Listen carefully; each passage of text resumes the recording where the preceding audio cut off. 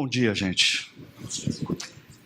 Como já foi falado aqui, essa semana foi uma semana tremendamente intensa para nós, para alguns de nós aqui. As últimas semanas foi muito intensa, né, Márcia? E nós tivemos o privilégio de, nessa semana, recebermos mais de 600 plantadores, pastores, líderes de igreja, na 5ª conferência do CTPI.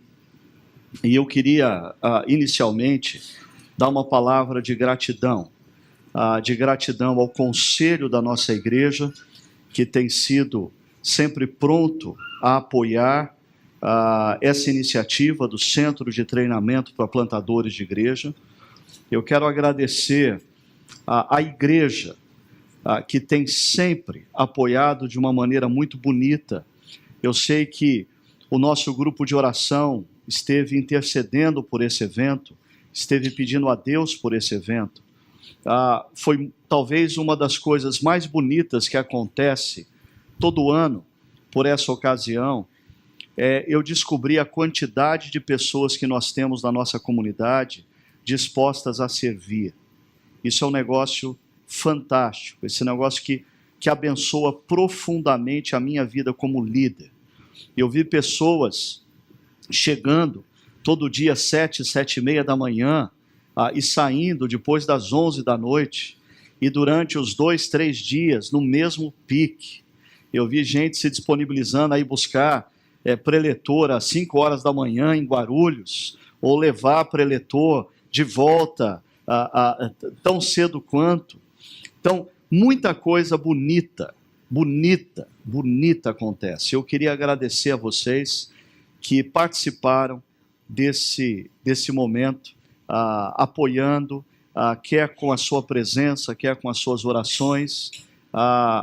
E eu queria dizer o seguinte, um pouquinho antes de começar a nossa última sessão lá na conferência, eu tive a oportunidade de reunir alguns dos nossos voluntários para ter uma conversa com eles, para organizar o momento da ceia que nós teríamos. E me ocorreu o seguinte naquele momento, eu compartilhei com eles o seguinte: olha, durante esses 3 dias, vocês estão servindo a mais de 600 plantadores, líderes, pastores. Essas pessoas que vieram para a conferência, elas possuem por detrás delas ovelhas, homens e mulheres, que eles pastoreiam semana após semana. Vamos imaginar que a média do tamanho das igrejas, desses pastores, plantadores e líderes que nós recebemos, seja em torno de 200 pessoas, envolvendo homens, mulheres, jovens, crianças, 200 pessoas por líder. Isso quer dizer que, desde terça-feira, plantadores, pastores e líderes chegaram naquele lugar, foram bem recebidos, foram bem tratados, viram a nossa equipe sorrindo, animada, entusiasmada, se empolga, porque é interessante, alguns se empolgam de ver a nossa equipe.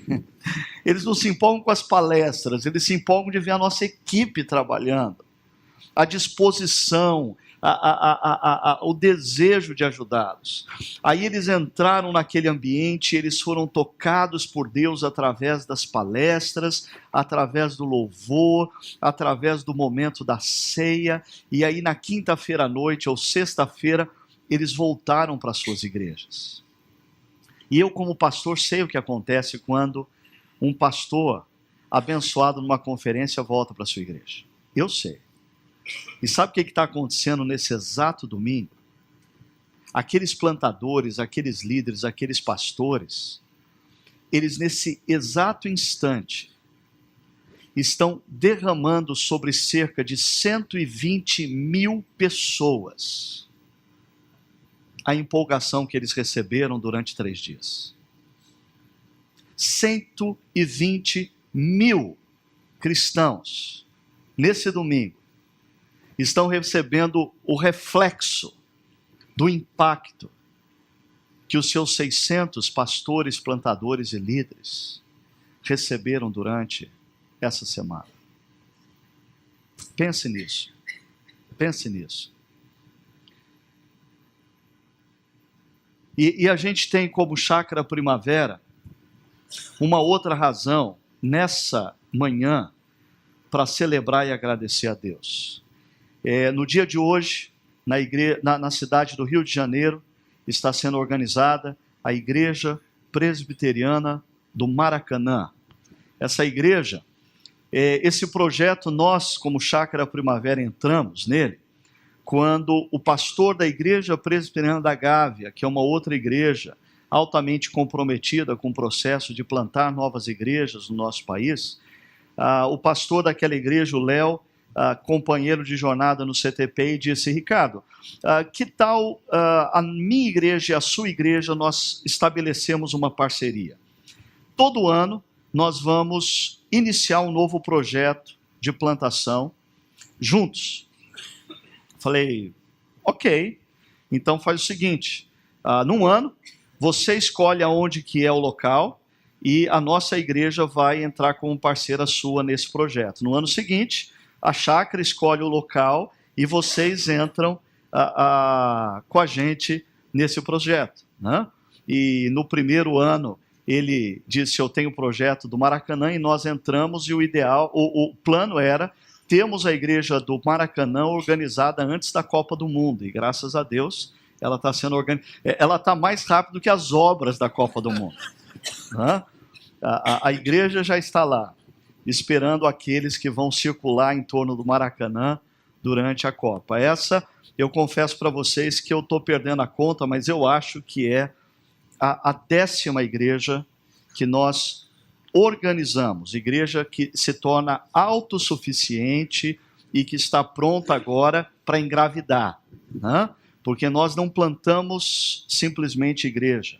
Uma das marcas do nosso movimento é que nós queremos plantar igrejas que plantam igrejas. Para vocês que estão chegando, normalmente, o que a gente estabelece com aquele que vai plantar a igreja são compromissos muito simples. Primeiro, o estilo daquela igreja não tem nada a ver com a nossa igreja. A única coisa que nós pedimos às pessoas que vão plantar essa igreja é que elas tenham um alto compromisso com a pregação do evangelho, na sua integridade, e relevância cultural, que essa igreja que vai ser plantada precisa dialogar com a cultura, precisa ter sensibilidade para a cultura, sem nunca negociar um elemento sequer do evangelho. Integridade para com o evangelho, relevância para com a cultura. É isso que a gente pede. Segunda coisa, o dinheiro que nós, Chácara Primavera, vamos investir, derramar nesse projeto, não precisa e não deve voltar para nós. Mas quando essa igreja é organizada, ela só tem uma obrigação moral para com a gente: pegar o mesmo valor que nós investimos neles e investirem num novo projeto de plantação.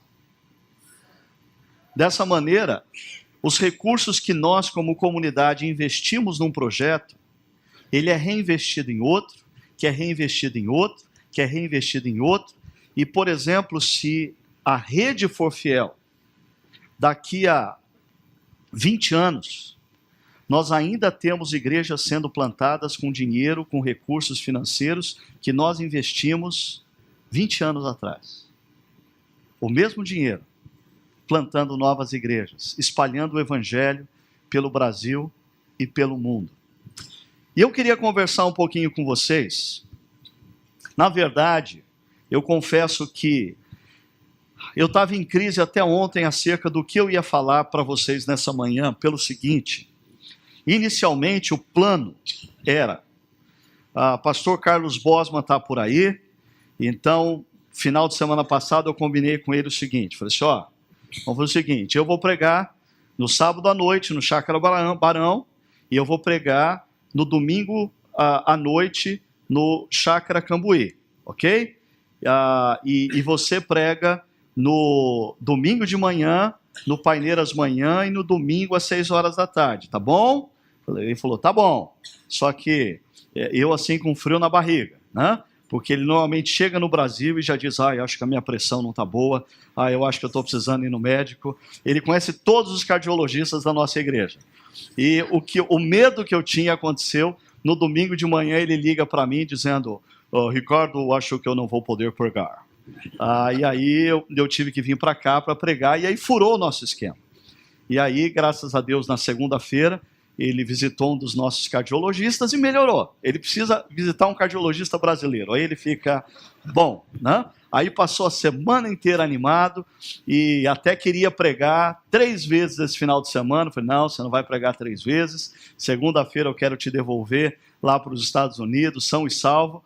Então, ele pregou ontem à noite, ele vai pregar hoje às 6 horas aqui. Então, não é prática da nossa igreja desafiar você a estar em 2 cultos, mas se você quiser, você pode vir hoje às 6 horas, tem um sermão diferente. Se o sermão não for bom de manhã, a gente tem uma segunda chance para abençoar a sua vida, né? E aí eu pensei na possibilidade, já que o nosso esquema tinha quebrado completamente, porque a ideia era, nesses 2 domingos, todas as comunidades terem 2 sermões diferentes, mas todo mundo recebeu o mesmo conteúdo. Aí quebrou o esquema. Uma primeira possibilidade foi passar para vocês aqui o vídeo de uma das palestras do Brian Bach, diretor da Fundação Grão de Mostarda, que esteve conosco na conferência. E essa era uma das ideias.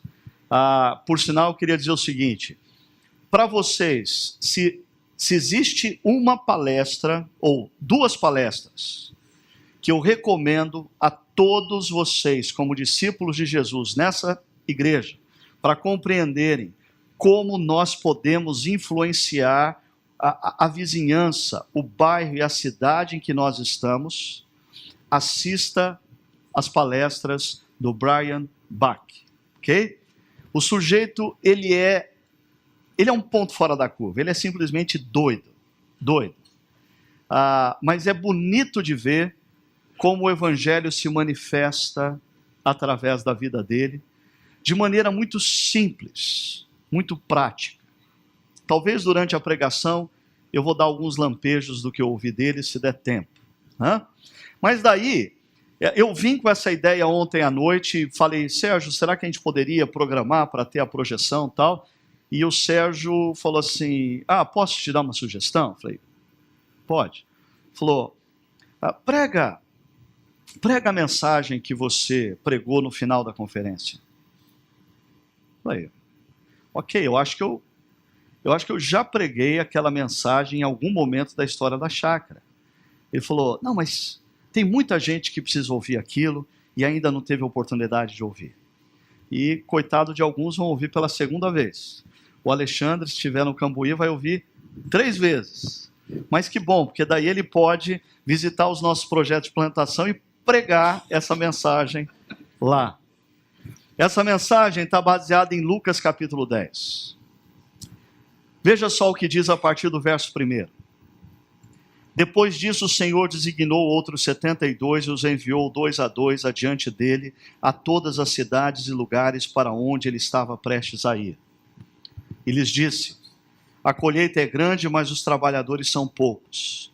Portanto, peçam ao Senhor da colheita que mande trabalhadores para a sua colheita. Vão, eu os estou enviando como cordeiros entre os lobos. Não levem bolsa, nem saco de viagem, nem sandálias, e não saúdem ninguém pelo caminho. Quando entrarem numa casa, digam primeiro, paz a essa casa. Se houver ali um homem de paz, a paz de vocês repousará sobre ele, senão ela voltará para vocês. Fiquem naquela casa, e comam e bebam o que lhes derem, pois o trabalhador merece o seu salário. Não fiquem mudando de casa em casa. Quando entrarem numa cidade e forem bem recebidos, comam o que for posto diante de vocês.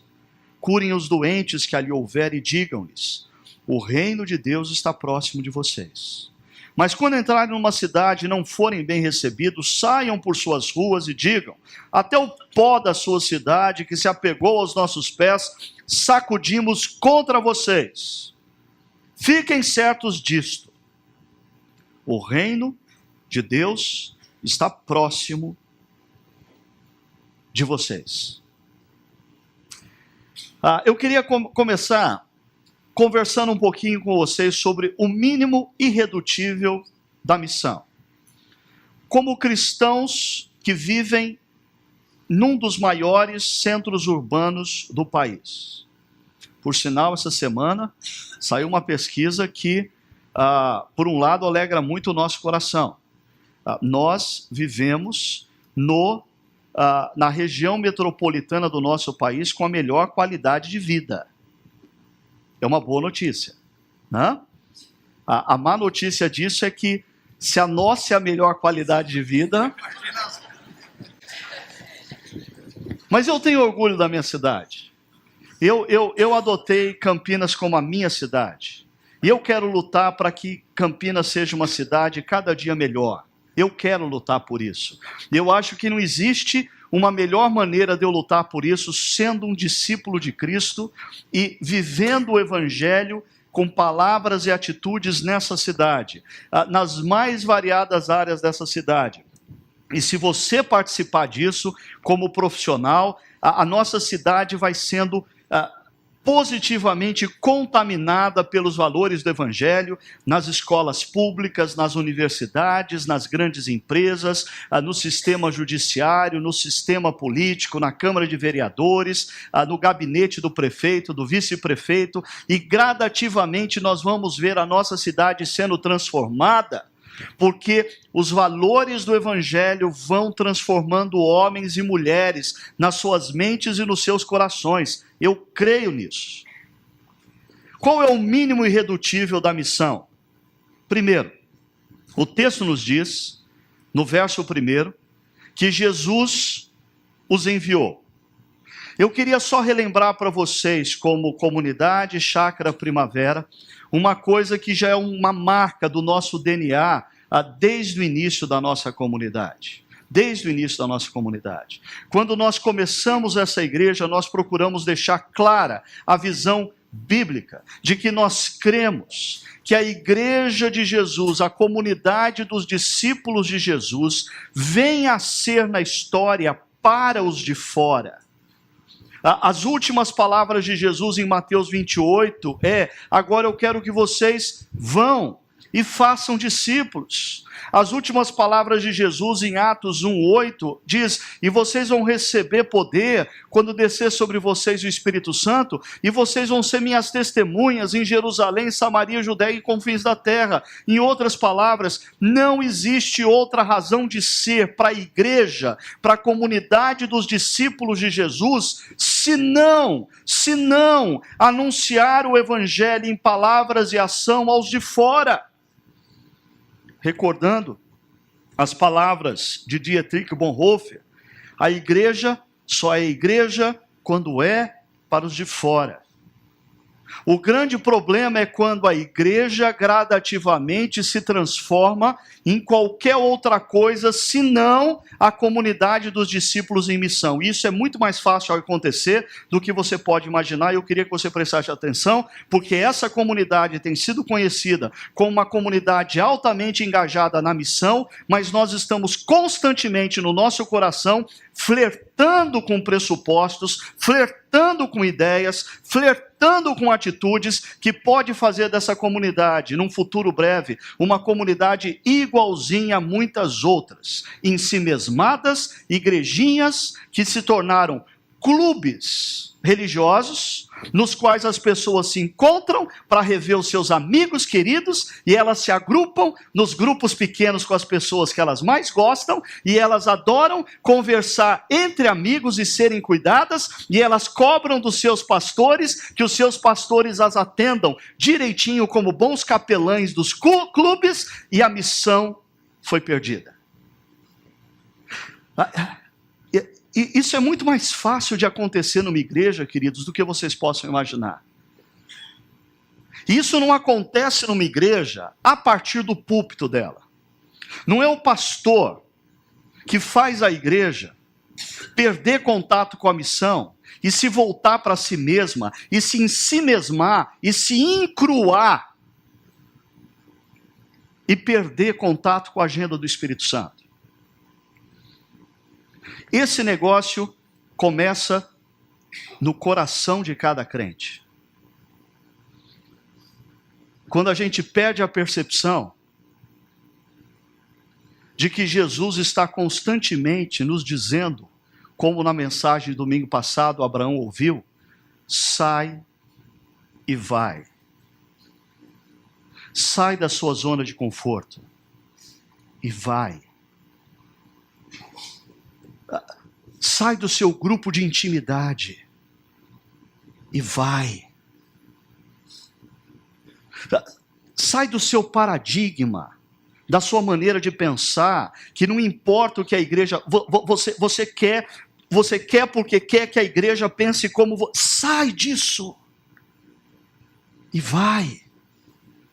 Se engaje na missão.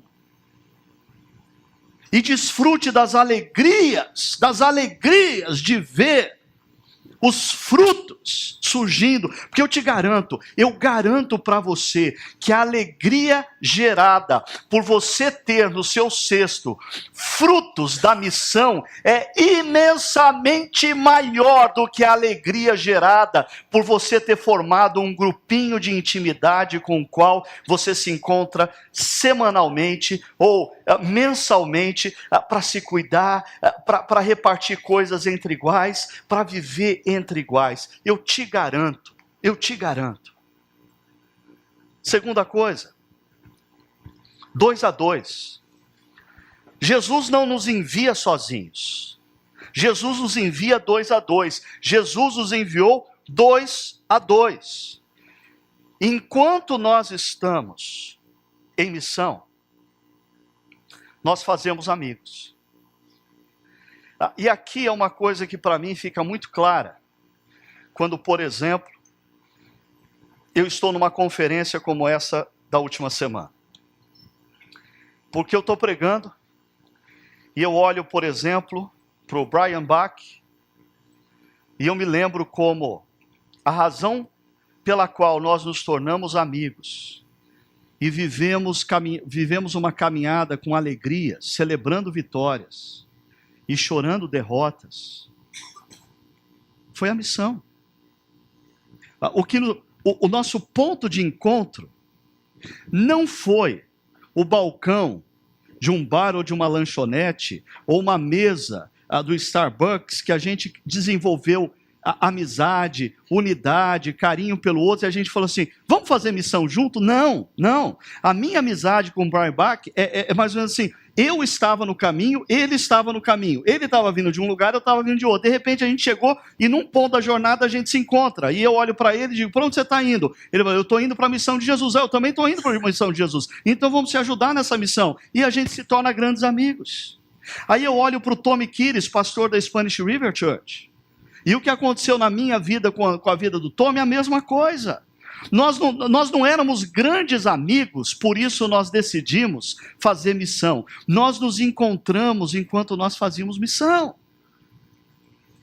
Mas os meus amigos também, do contexto brasileiro, os plantadores, eu olho para inúmeros deles e como que eles surgiram na minha vida, nós não estávamos reunidos em torno de uma mesa do Starbucks dizendo como a gente gosta de ficar junto, como é gostoso a gente estar junto, como a gente se dá bem, como a gente tem as mesmas ideias, vamos fazer missão? Nunca a missão é gerada por isso. Eu queria dizer o seguinte, a missão gera unidade, a unidade não gera missão. A missão gera unidade. A unidade não gera missão. E quando eu olho para vocês aqui também, eu percebo claramente isso. Na medida em que a gente está caminhando como igreja, perceba, alguns de nós, e aí a opção vai ser sua, tá? Alguns de nós, gradativamente nos tornamos mais íntimos. Porque nós vivemos na jornada da missão momentos de grande alegria e momentos de grande tristeza. Agora, alguns de nós, talvez, Ao invés de optarmos por fazer amigos na jornada da missão, queremos fazer amigo em torno da mesa do Starbucks. E isso não gera crescimento, isso não gera missão. As pessoas que iniciaram comigo a Chácara Primavera há 12 anos, eu diria, hoje nós nos conhecemos muito melhor. Nós somos amigos mais profundos. Nós nos conhecemos nos trejeitos, nas palavras. A gente sabe bater o olho um no outro e falar assim, hoje ele não está bem. Hoje ele está feliz. Por quê?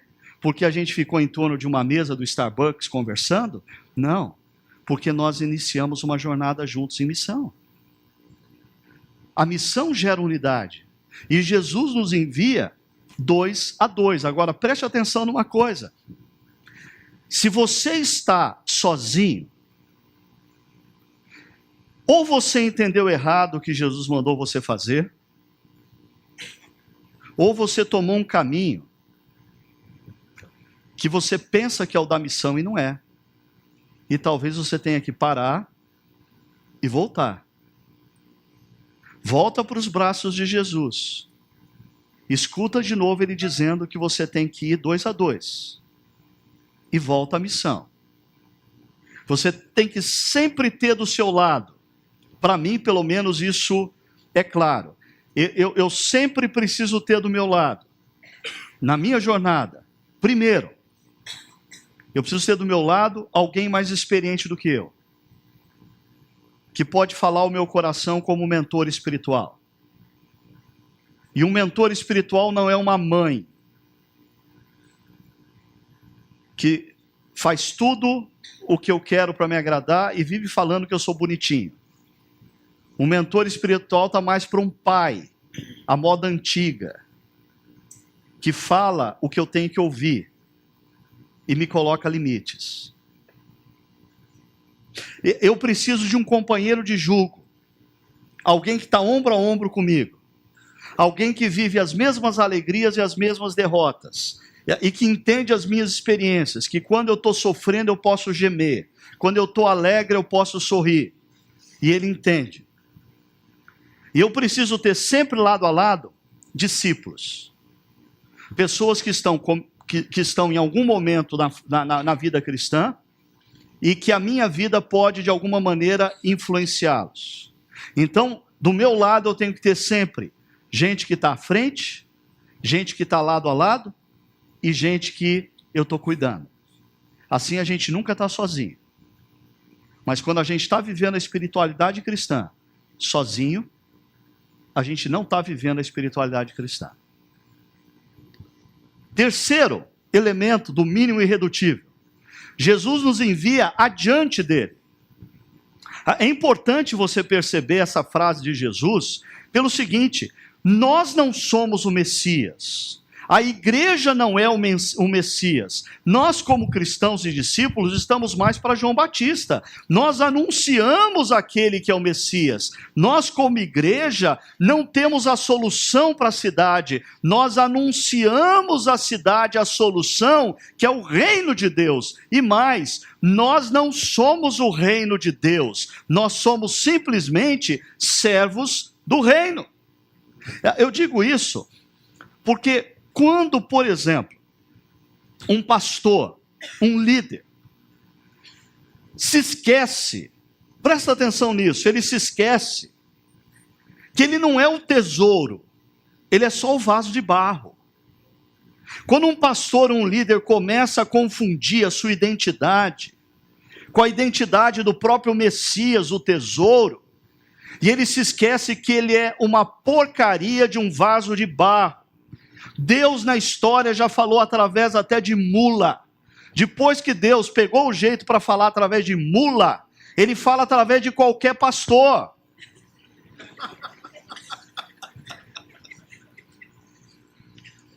O pastor é um vaso de barro.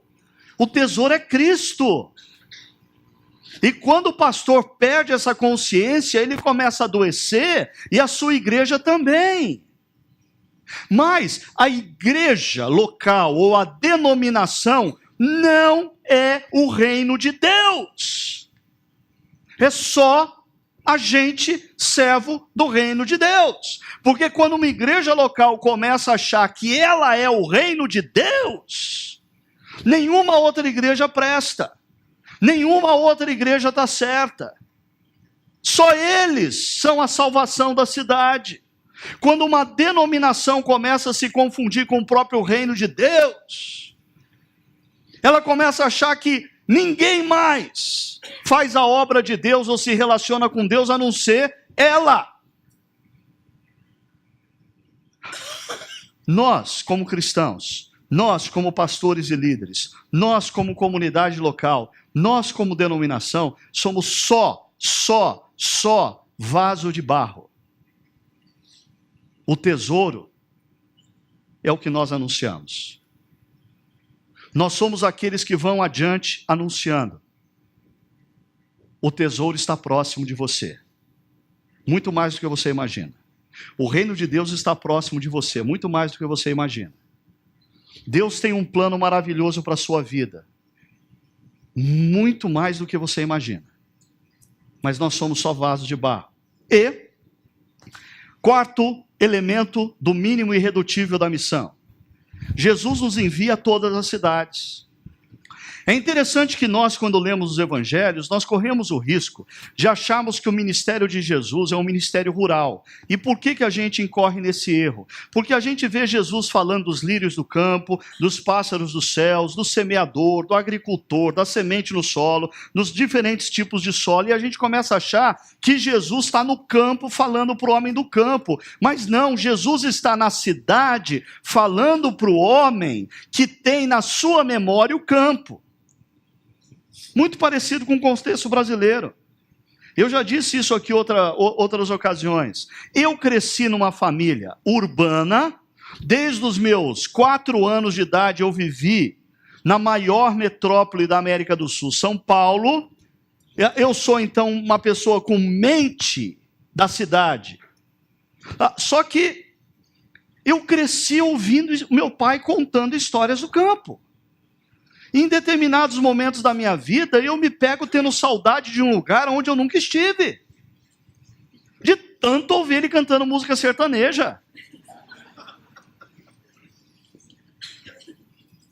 Então Jesus, ele está se comunicando com um homem da cidade que tem memória rural. Mas, por exemplo, a maior parte do ministério de Jesus foi feito na Galileia.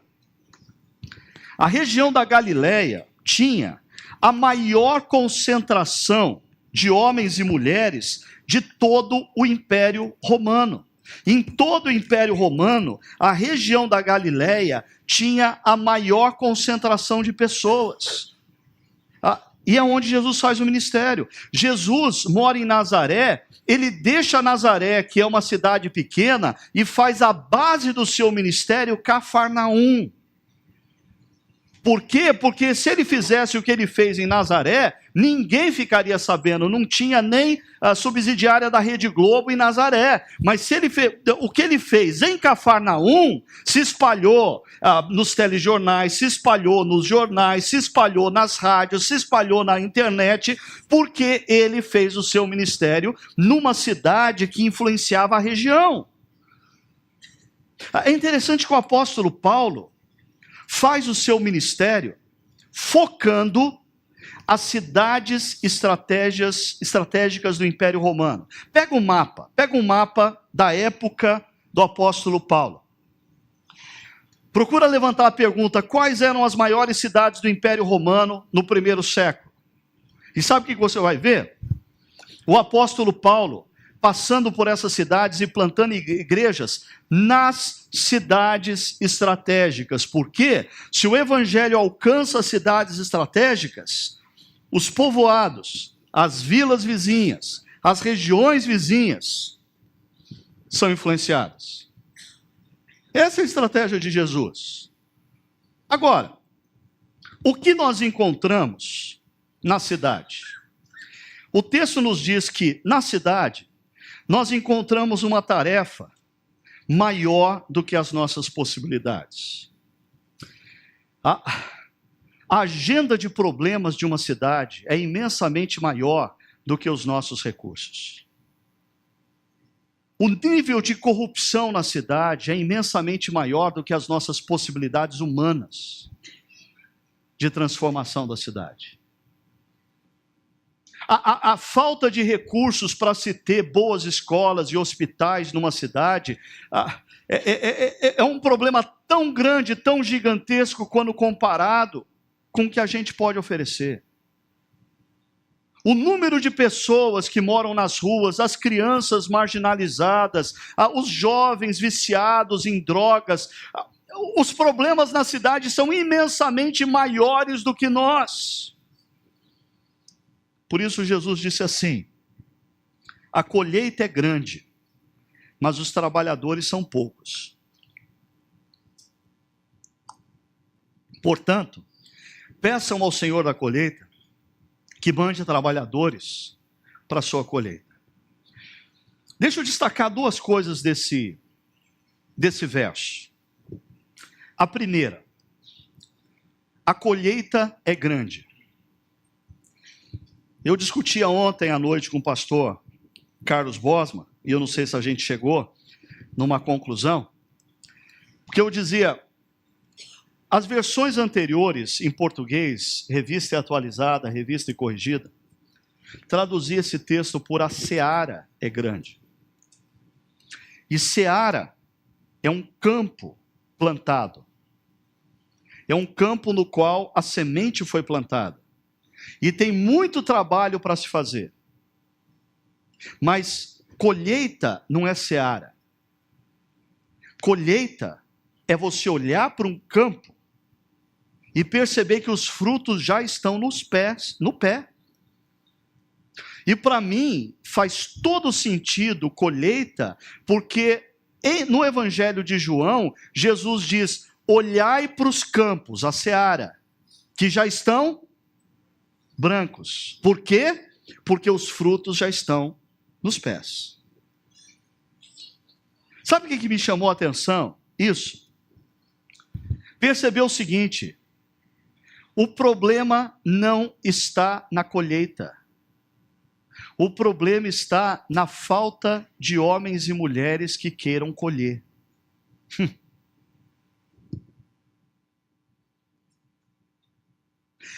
Existem pessoas na nossa cidade prontas para ouvirem o Evangelho. Existem homens, mulheres, jovens, crianças da nossa cidade completamente abertos para receberem o Evangelho. Existem homens e mulheres da nossa cidade que estão prontos para se renderem ao amor de Deus oferecido na cruz. O que falta? Discípulos dispostos a se engajarem na colheita. Olha só, Jesus não está desafiando você nem a participar do trabalho árduo de arar a terra, de preparar a terra, de semear. Jesus está em busca de homens e mulheres e jovens que queiram simplesmente participar do melhor momento do processo de semeadura, que é a colheita.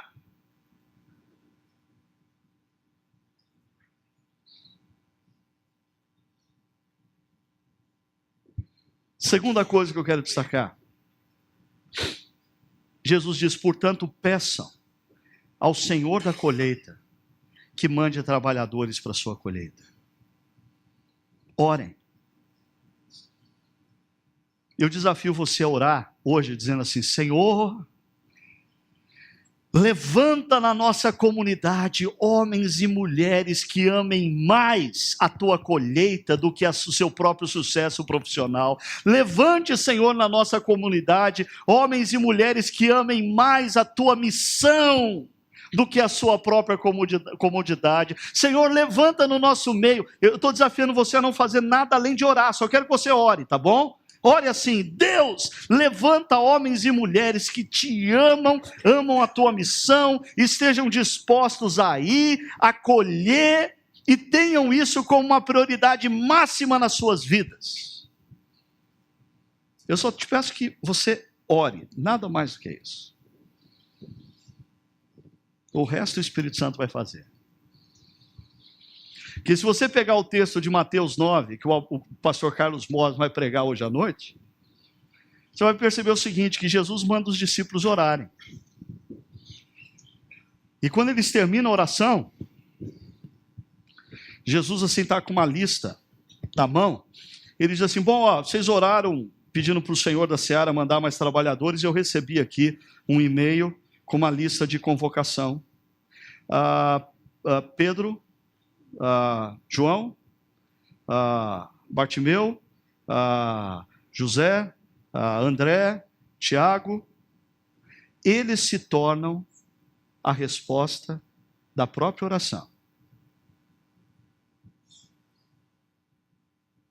Esse é o perigo da gente orar. Costumo dizer que o grande perigo da oração é que Deus responde.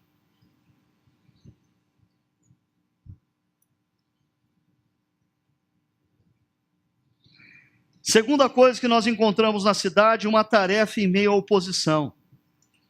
Porque o texto, Jesus diz, vão, eu estou enviando vocês como cordeiros entre lobos.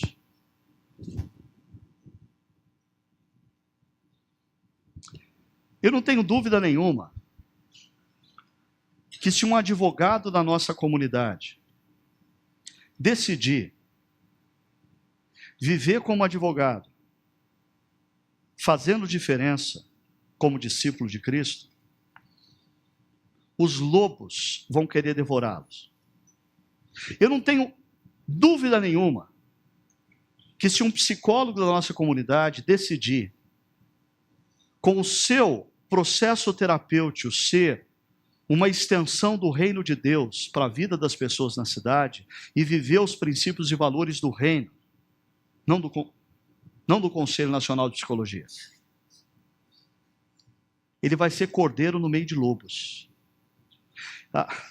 Eu não tenho dúvida nenhuma de que pessoas da nossa comunidade que trabalham no meio, por exemplo, da polícia militar, da polícia civil, da polícia federal, se assumirem o desafio de serem discípulos de Jesus, enviados para dentro dessas estruturas, para fazerem diferenças, eles vão ser como cordeiros no meio de lobos. Existe um risco. Existe um risco. Jesus nunca disse que não haveria risco. Eu não tenho dúvida alguma que um empresário, se quiser fazer diferença no seu meio, sendo um discípulo de Cristo e vivendo os valores e princípios do reino de Deus, na sua relação com seus empregados, na sua relação com seus consumidores, na sua relação com aqueles que estão ao seu redor, eu não tenho dúvida nenhuma que esse empresário e a sua empresa só vão sobreviver se Deus abençoar e guardar.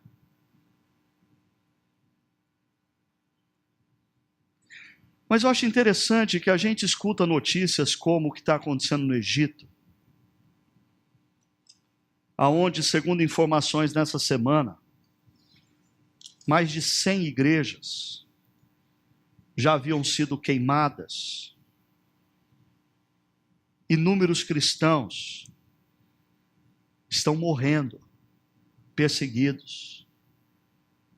Outros estão tendo que fugir, deixando para trás absolutamente tudo o que tem. E quem disse para nós que só eles foram convidados a sofrer por Jesus? Quem disse para nós que no Ocidente, no Brasil, Deus assim deu uma liberada nos nossos advogados, psicólogos, médicos, empresários, policiais, políticos. Deus deu uma liberada para eles viverem a sua vida, ganharem um pouquinho mais de dinheiro, usufruírem da comunidade. Mas os irmãos lá do Egito, lá Deus falou assim, não, vocês vão saber o que é sofrer no meu nome.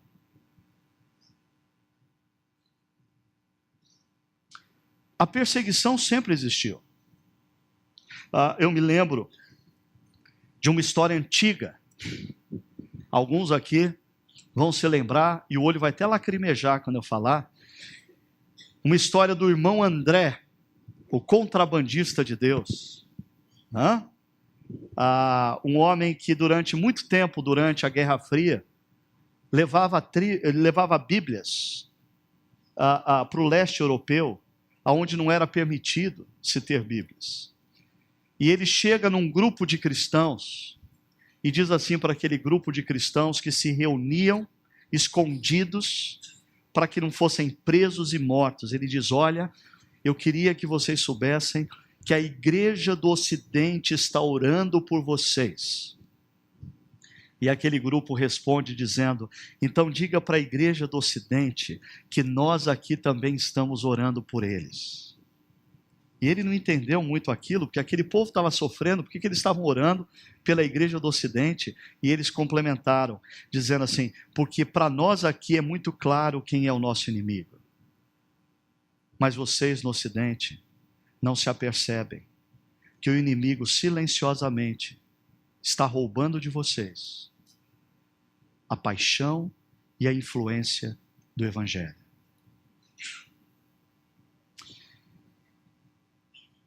Pastor Lincoln, que foi um missionário urbano na região de Detroit, conta uma história quando ele ainda, na década de 60, evangelizava e pastoreava um grupo de adolescentes numa região pobre da cidade, um bairro de predominância negra, com muita criminalidade, e ele discipulando aqueles adolescentes.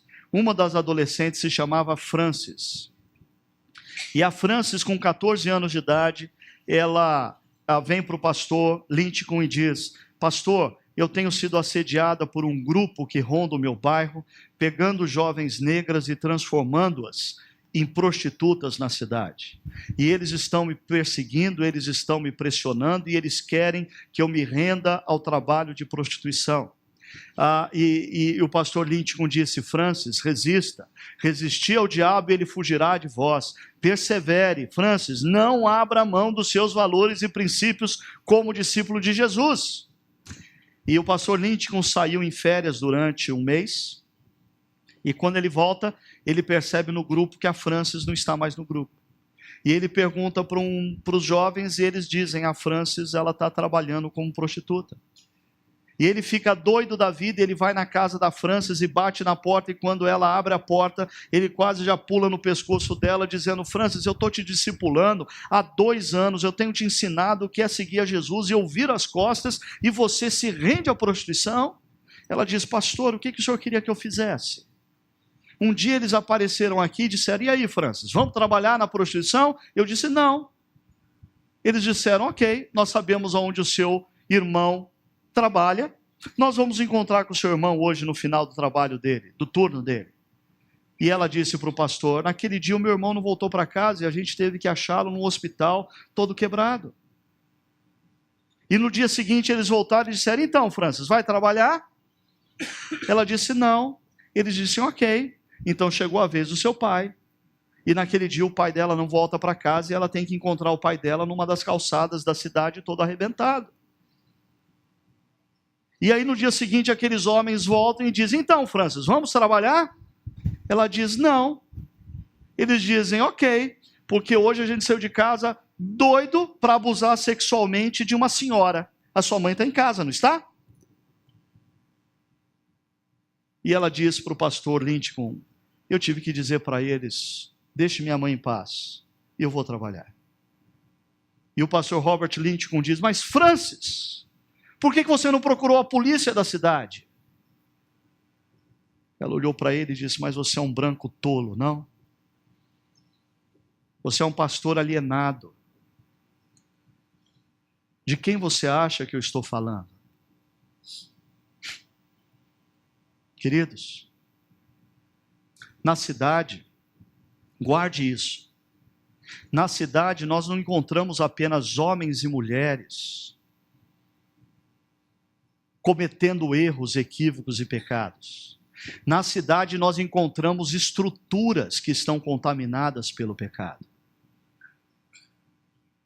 Por isso, nós profissionais nas mais variadas áreas somos enviados como cordeiros entre lobos, para com as nossas vidas, as nossas atitudes, com as nossas palavras, a nossa ousadia e coragem, influenciarmos e exorcizarmos as estruturas da cidade.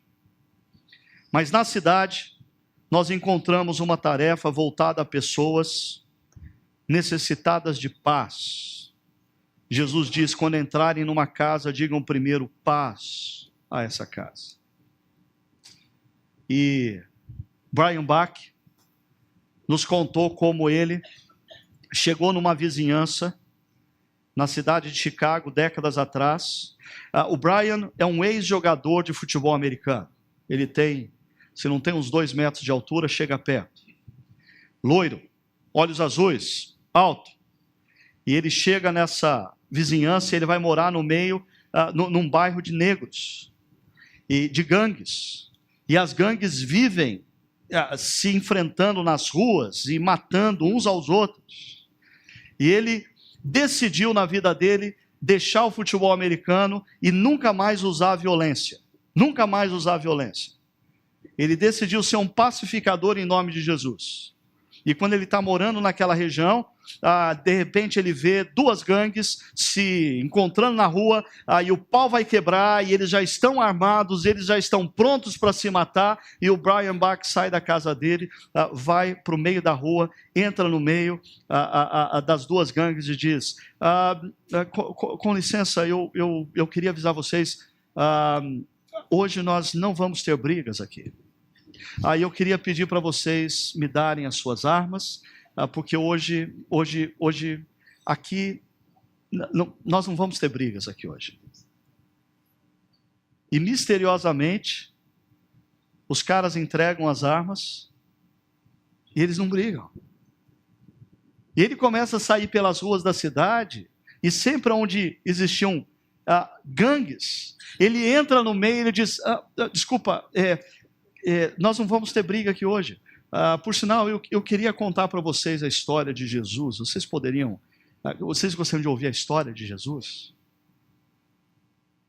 Ele conta que, uns 2 anos mais tarde, ele fica sabendo que parte do respeito que as gangues tinham por ele é que aquele branco de 2 metros de altura, morando no bairro de negros, eles imaginavam que ele era da CIA ou do FBI ou qualquer coisa parecida, porque que branco ia ser louco o suficiente para entrar no meio de uma briga de gangue e dizer, hoje não vai ter briga.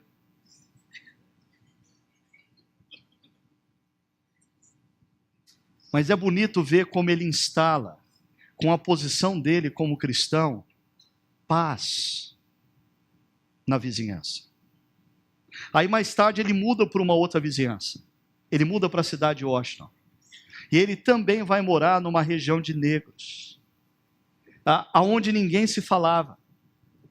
E ele olha para aquela região e diz, como é que eu vou fazer o evangelho florescer nesse lugar aqui? E ele tem uma ideia. A primeira ideia dele foi, eu vou varrer as ruas. E ele começa a sair toda manhã, e ele varre a calçada em frente da casa dele, e continua varrendo a calçada do vizinho, e vai varrendo a calçada do outro vizinho, e atravessa a rua e começa a varrer a calçada de outro vizinho. E ele passou 6 meses varrendo as calçadas, de 6 blocos,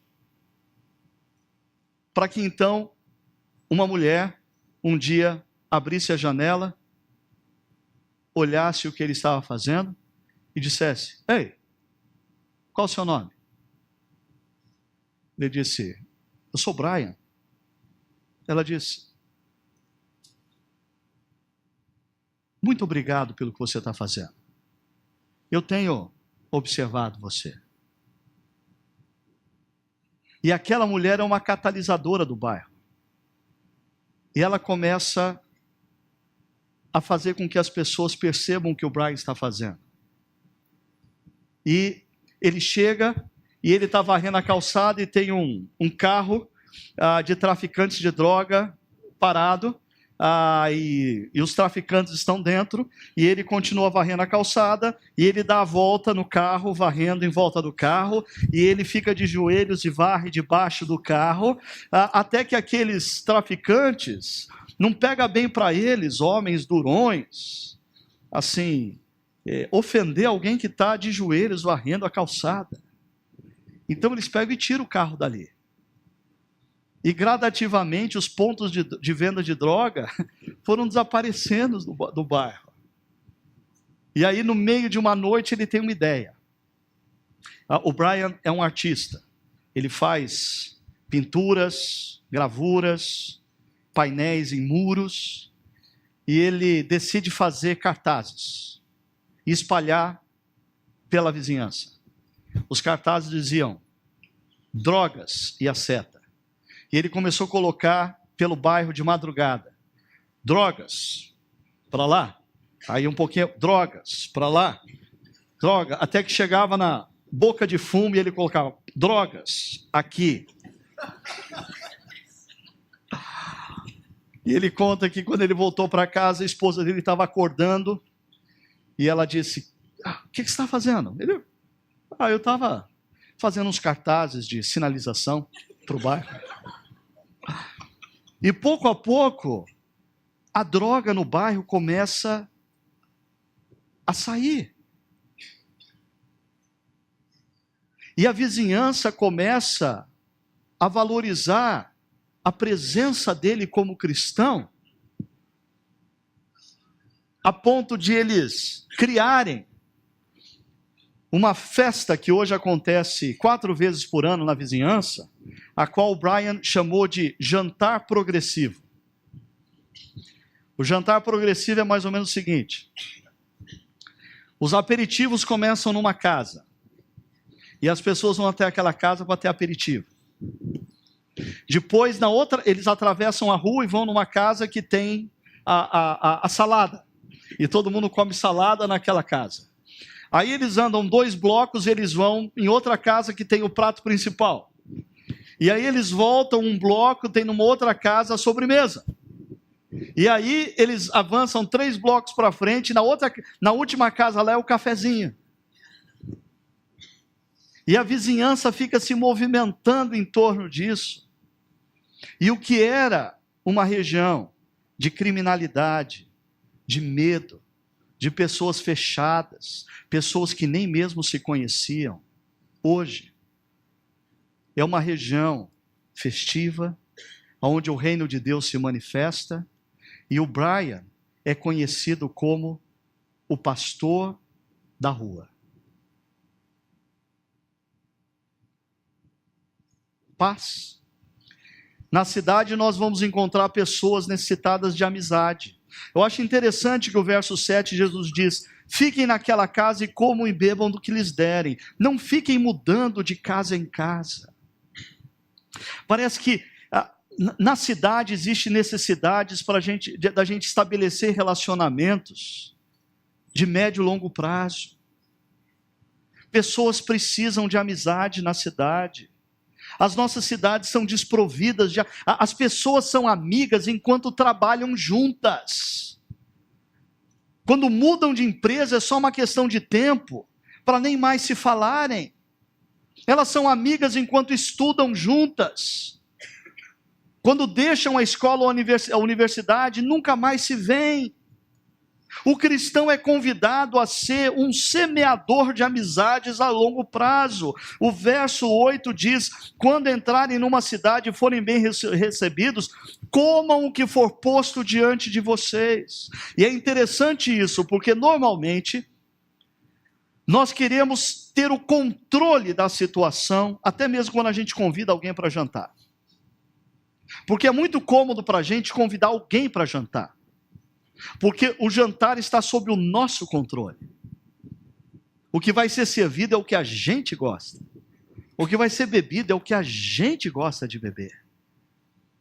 Mas Jesus nos convida a nós atravessarmos a rua, irmos na direção daqueles que estão da nossa vizinhança, que trabalham com a gente, que estudam com a gente, e comer do que eles podem colocar na mesa.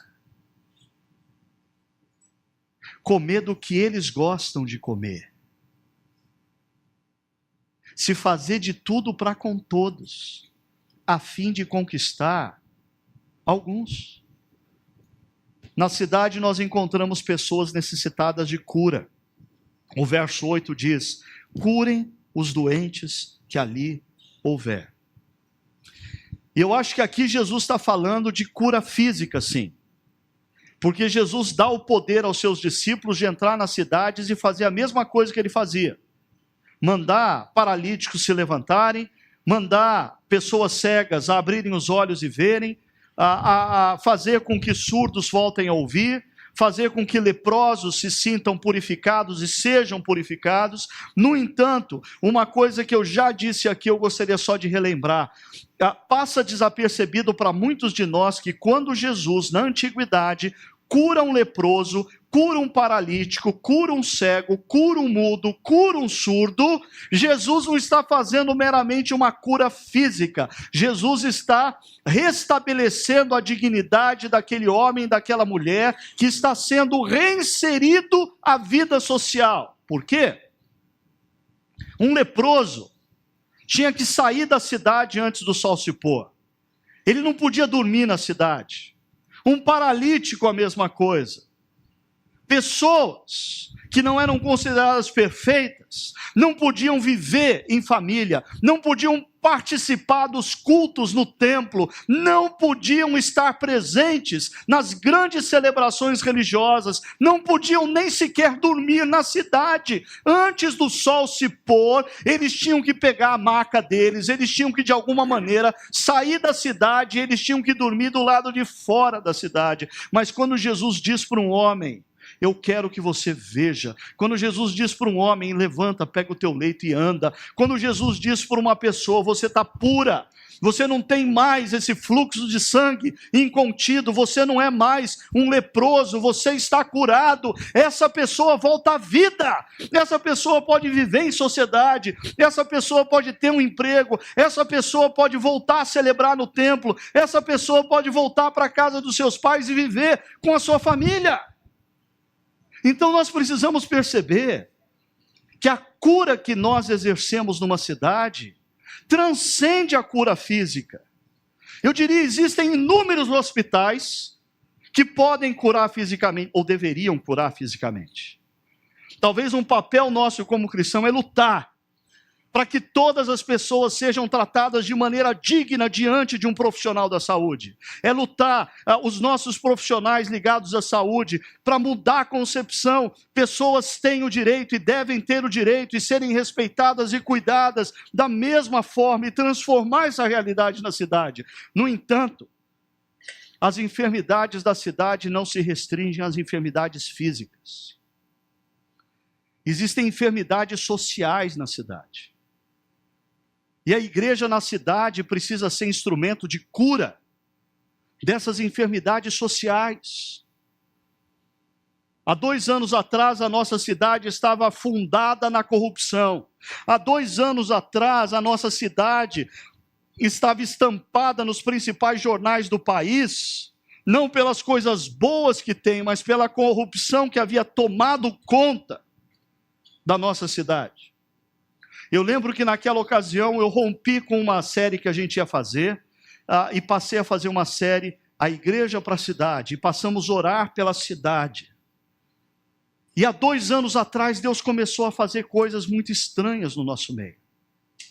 E há 2 anos atrás nós nunca sequer imaginaríamos ter a possibilidade de ter na nossa cidade hoje um prefeito e um vice-prefeito que se dizem discípulos de Jesus. O que é interessante é o seguinte: se a gente tivesse se mobilizado para fazer isso acontecer, não teria dado certo.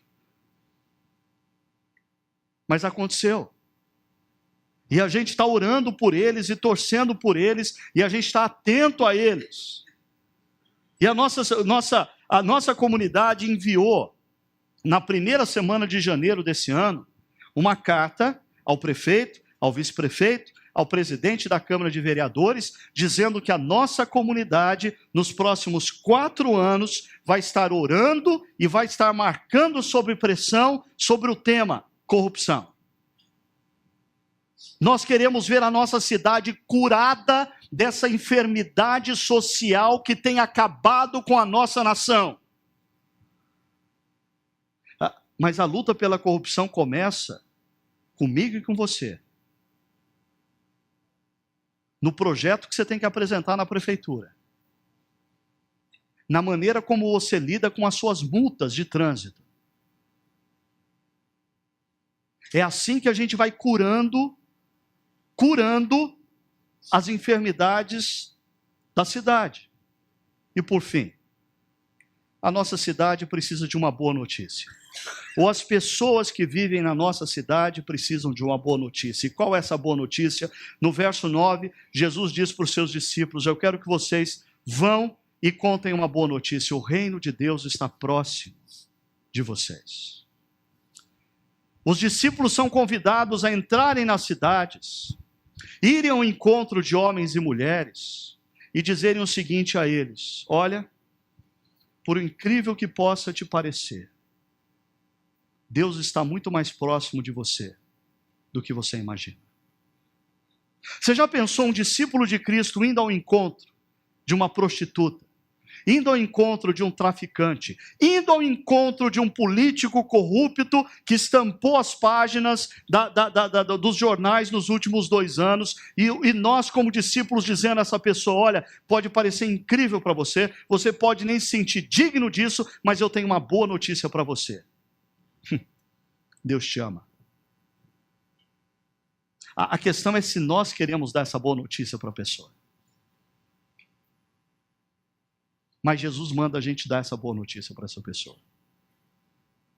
Existem inúmeras pessoas na nossa cidade que, devido ao seu histórico de vida, devido às suas opções no passado, elas não se sentem mais dignas do amor de Deus. E existem pessoas que acham que Deus pode ter, sim, um plano para um crente certinho que frequenta uma igreja todo domingo, mas diante do que eu já fiz na minha família ou nas minhas famílias, diante do que eu fiz nos meus negócios, diante do que eu fiz na sociedade, diante de tudo que eu aprontei na vida, eu não tenho mais chance nenhuma. Mas eu tenho uma boa notícia para essa pessoa. O reino de Deus está mais próximo dela do que ela imagina. O reino de Deus está mais acessível a ela do que ela possa imaginar.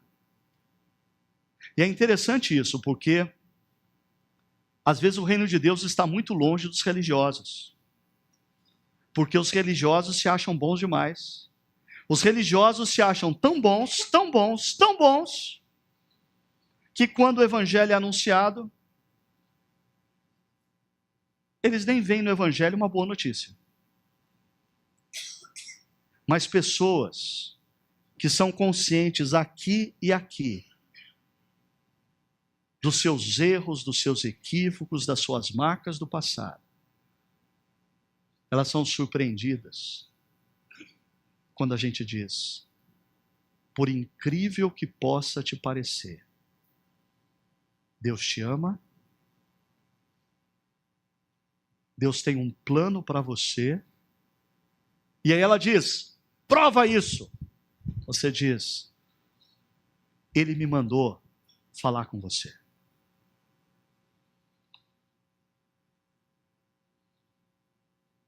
Alguns anos atrás, uma pessoa que costuma frequentar a nossa comunidade, não é membro da nossa comunidade, mas costuma frequentar, ouviu essa pregação, e quando foi por volta de terça-feira, meu celular tocou, eu estava numa reunião em São Paulo, e essa pessoa falou assim: Ricardo, você viu o que aconteceu lá em Belo Horizonte? Falei: sim, aquela família que teve a sua casa soterrada, e o casal perdeu 6 filhos. Ele falou: é isso mesmo. E ele disse: nós precisamos arrumar um jeito de dizer para essa família que o reino de Deus está mais próximo deles do que eles possam imaginar. Falei: É interessante como às vezes cristãos antigos escutam mensagens longas como a minha e ao mesmo tempo não ouvem nada. E cristãos novos pegam uma frase, radicalizam e me botam em fria. Eu lembro que eu voltei de São Paulo para conversar com essa pessoa, eu falei assim, amigo, como que a gente vai chegar a esse casal? Você ouviu uma notícia no jornal. Como que a gente vai chegar nesse casal e dizer para esse casal que Deus ama, que por mais incrível que possa parecer, Deus os ama? Ele disse, não, eu já tenho como chegar.